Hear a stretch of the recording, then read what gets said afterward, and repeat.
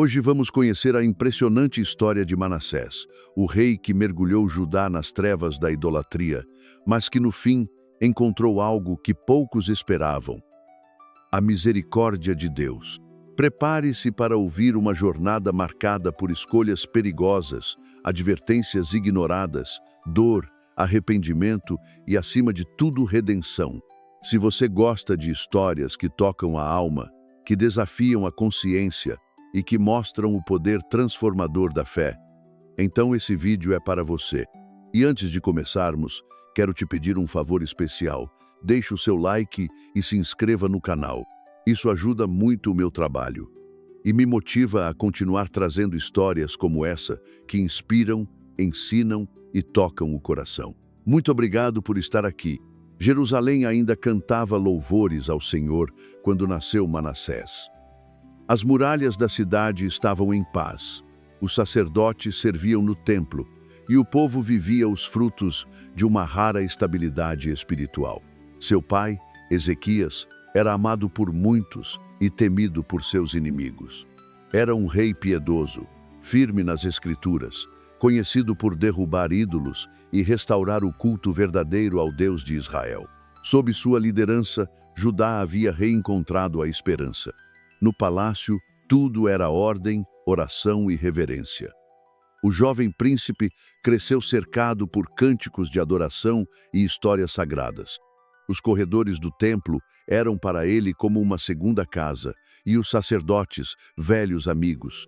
Seu pai lhe ensinava sobre as promessas feitas a Davi, sobre o poder da oração e sobre o Deus que ouve até mesmo os gemidos dos que choram em silêncio. Mas mesmo nas casas mais santas, o coração humano guarda seus mistérios. Manassés era um menino curioso, inteligente, mas inquieto.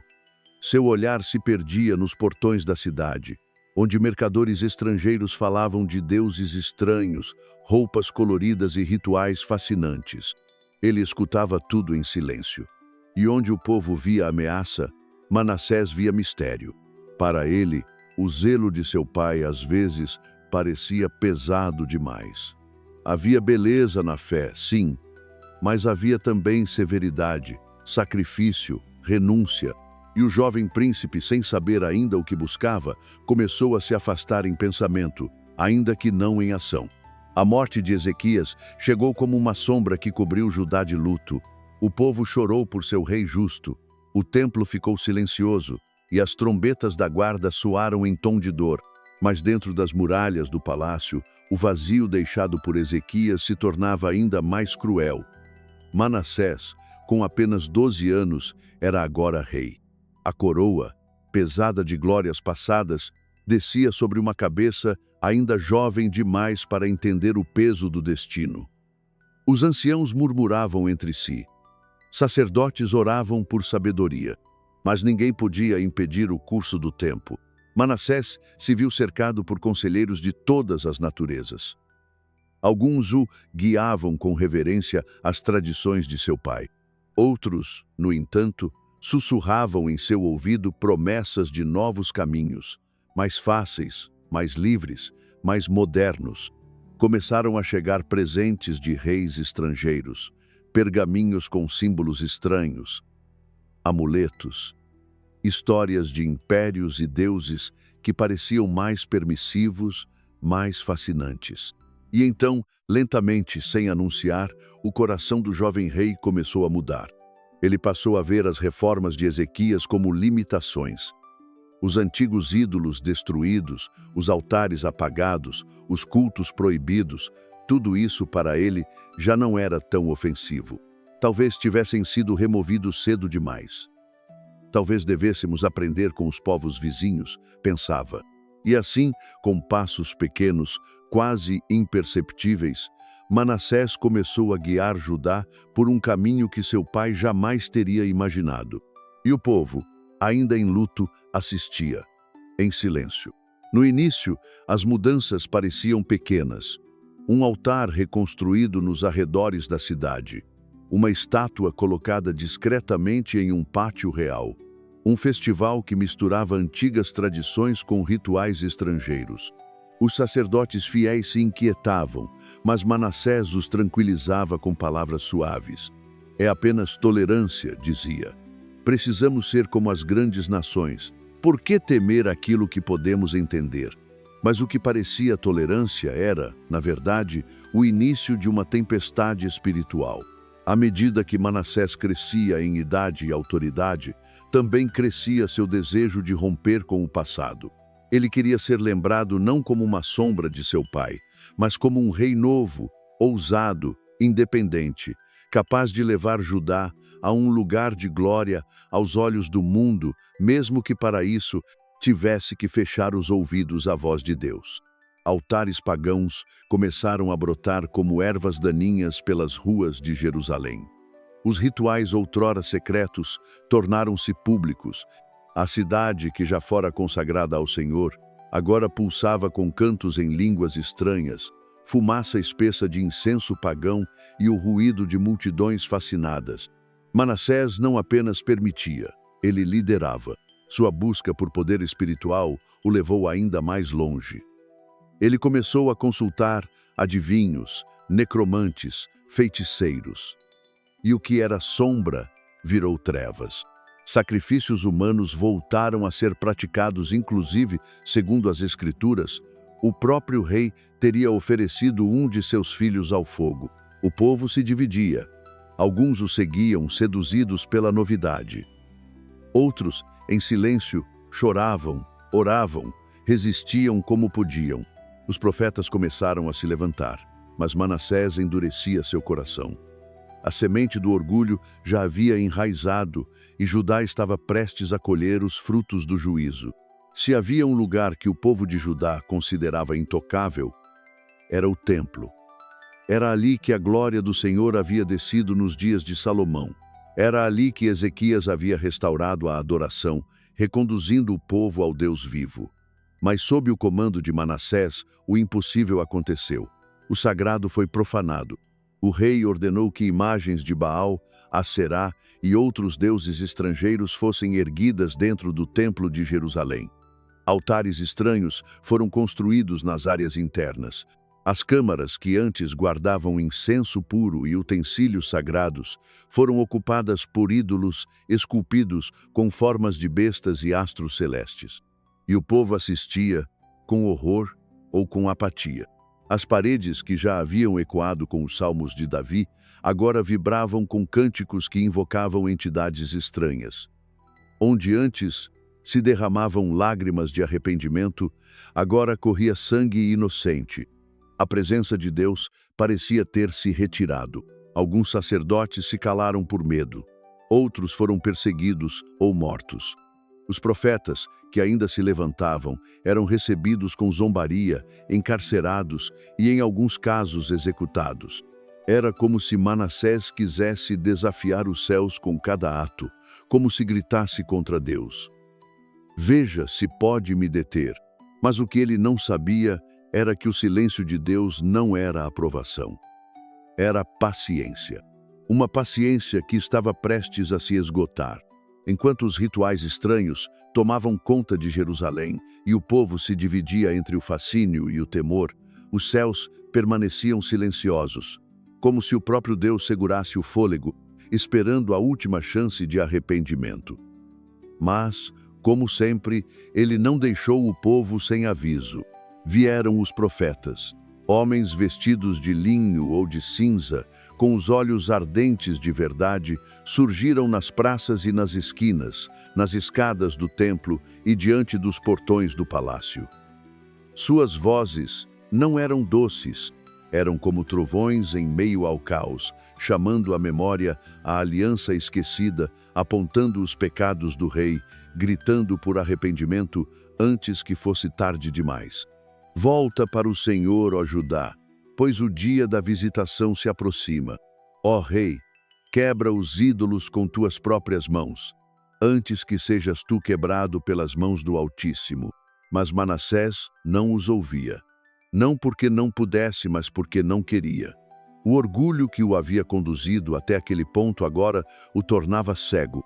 Para ele, Os profetas eram agitadores, ameaças ao seu trono e à nova ordem espiritual que ele havia construído com mãos de ferro e corações seduzidos.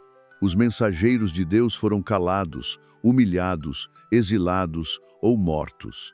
Suas palavras ecoaram como flechas lançadas contra uma muralha de pedra. E cada profecia ignorada era como um sino tocando antes do fim. Mas a justiça de Deus, mesmo paciente, não dorme para sempre. E nas fronteiras de Judá, um sussurro começou a crescer o rumor de um exército que se movia como sombra. Enquanto Jerusalém seguia em sua espiral de escuridão, os assírios marchavam. O povo mais temido do Oriente, senhor de exércitos cruéis e de estratégias implacáveis, avançava em silêncio. Não houve aviso, nem mensageiros. Eles não vinham negociar, vinham tomar. Manassés, tomado por sua confiança ilusória nos deuses estrangeiros e em suas alianças pagãs, não viu o desastre se aproximando. Seu coração endurecido não percebia que os próprios pilares do reino estavam ruindo por dentro.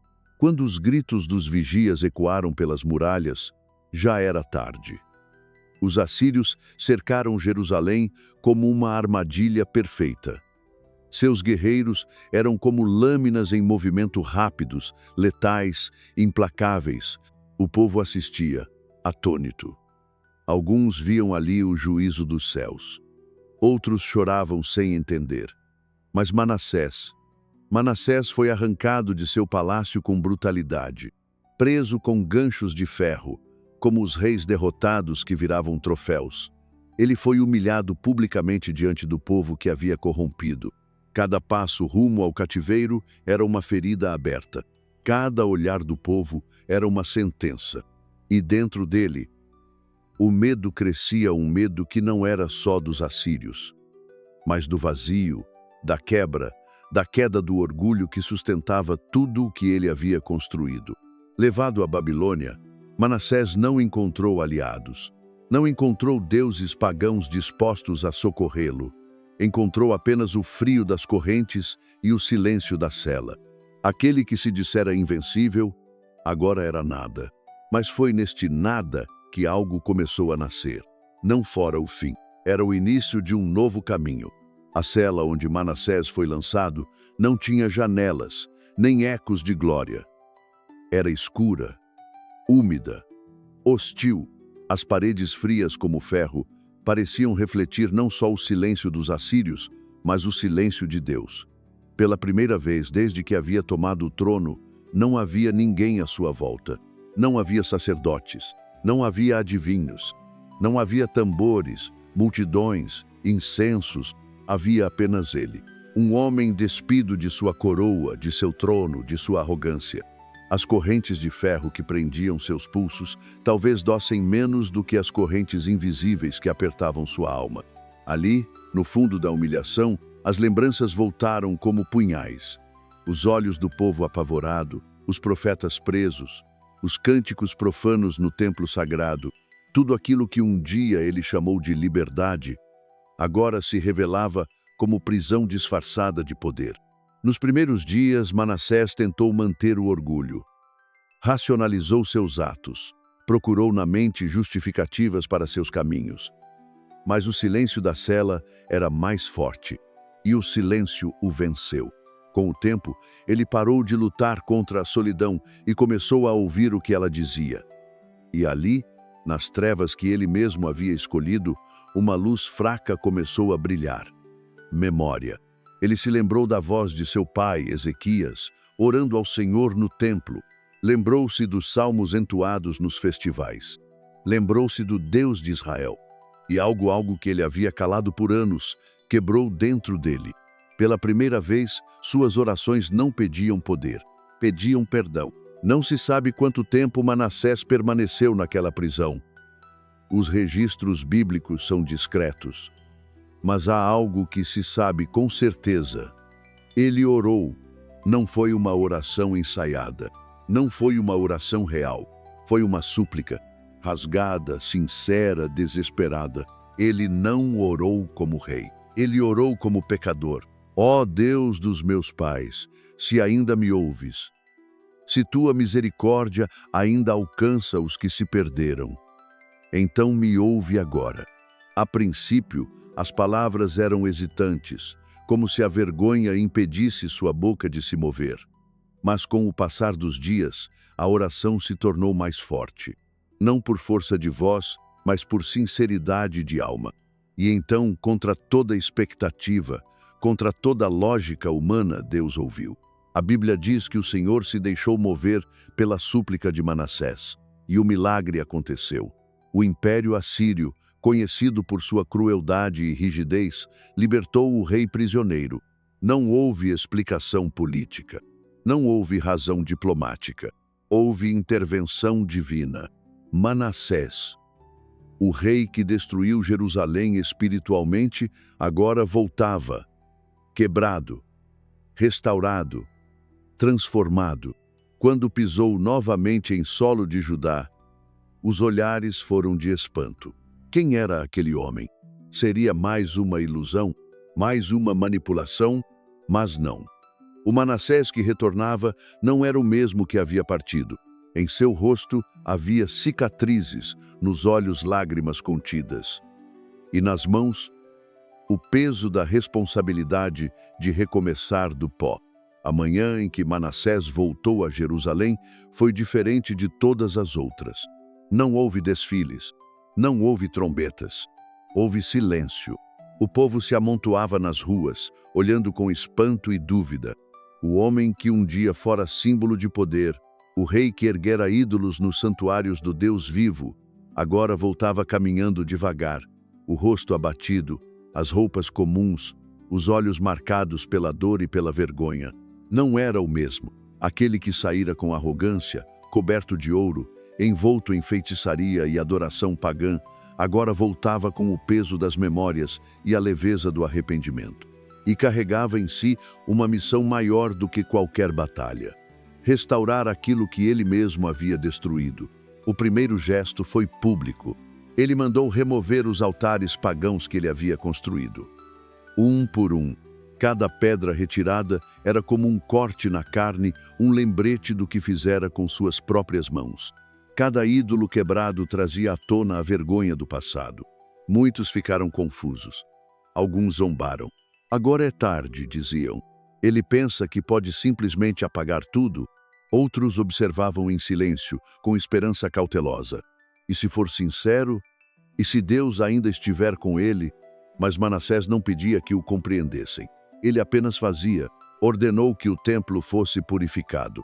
Mandou retirar os objetos profanos, as imagens de madeira, os incensários pagãos. Determinou que os levitas voltassem ao serviço sagrado. Reparou os muros da cidade e reforçou suas defesas, mas não por orgulho, e sim por reverência. Não era apenas Jerusalém que precisava ser reconstruída, era a alma da nação. O caminho, no entanto, era mais duro do que imaginava. Durante anos, o povo havia sido moldado pela idolatria. As raízes do erro estavam fundas. Havia jovens que nunca tinham conhecido o verdadeiro culto ao Senhor. Havia anciãos que haviam se acostumado com os rituais estrangeiros. Mudanças físicas eram possíveis, mas o coração de uma geração era mais difícil de restaurar. E Manassés sabia disso. Por isso, não desistiu. Começou a visitar o povo. Falava da fidelidade de Deus. Confessava publicamente seus erros e dizia algo que poucos reis diziam: errei, mas Deus me perdoou e ainda nos chama de volta.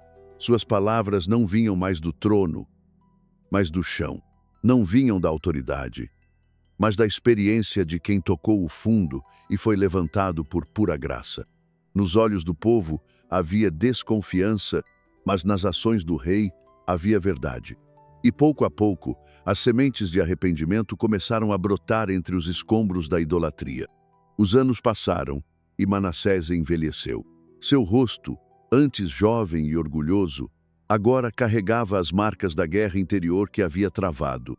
As rugas em sua pele não eram apenas sinais do tempo, mas cicatrizes vivas de decisões que haviam moldado toda uma geração. O povo já não o temia como antes. Alguns o respeitavam, outros ainda o olhavam com desconfiança. Mas todos sabiam que aquele homem não era mais o mesmo. Manassés governou por 55 anos, o mais longo reinado de toda a história de Judá. Mas para ele, o verdadeiro governo começou depois da prisão. Foi só depois da queda que aprendeu o peso de cada escolha. Foi só depois do silêncio de Deus que aprendeu o valor de uma resposta. Foi só depois da vergonha que descobriu o que é a verdadeira humildade.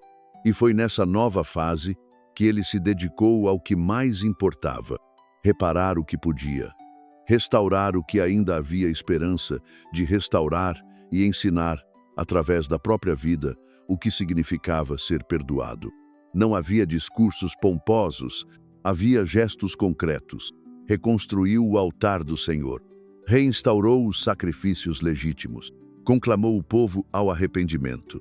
E todas as vezes que falava sobre Deus, não o fazia como um mestre, mas como um testemunho vivo. Eu fui longe demais, mas mesmo assim, ele me ouviu. Dizia, não havia vaidade em suas palavras, apenas verdade. Mas mesmo assim, Manassés sabia que nem tudo podia ser curado. O povo ainda carregava dúvidas. As práticas pagãs haviam deixado cicatrizes. As memórias do reinado sombrio ainda ecoavam nas muralhas da cidade. Ele compreendia algo que poucos reis admitiam: o arrependimento nos reconcilia com Deus, mas não apaga todas as consequências no mundo. E por isso, ele não se escondeu. Assumiu, serviu, amou. Até o fim. Quando Manassés morreu, foi sepultado em Jerusalém, a mesma cidade que outrora havia profanado e depois restaurado. Morreu como um homem transformado, mas não como um herói. Seu legado era complexo, cheio de camadas. Ele havia sido o pior rei de Judá e depois, o mais arrependido. E por isso, sua história sobreviveu. Séculos depois, seu nome ainda ecoa como um aviso e uma esperança. Aviso de que o pecado tem consequências profundas e esperança de que nenhuma queda é tão grande que Deus não possa levantar. A vida de Manassés é um espelho, um lembrete de que não importa até onde se vá, se houver arrependimento verdadeiro, a graça sempre pode encontrar o caminho de volta. A história de Manassés é, acima de tudo, uma mensagem viva. Ela nos lembra que ninguém está fora do alcance da graça. Mesmo o rei que mergulhou sua nação nas trevas, pôde, um dia, olhar para o céu e ser ouvido. Sim, as escolhas erradas deixam marcas, mas o arrependimento sincero pode escrever um novo final. E às vezes, o maior testemunho não vem de quem sempre acertou, mas de quem teve coragem de voltar. Se essa história tocou o seu coração, deixe o seu like. Isso ajuda muito o canal e mostra que vale a pena continuar trazendo essas narrativas profundas e verdadeiras. E se ainda não for inscrito, te convido a se inscrever agora mesmo. Vamos juntos explorar mais histórias que inspiram fé, mudança e recomeço. Muito obrigado por assistir. Que a jornada de Manassés nos lembre todos os dias que Deus nunca desiste de nós.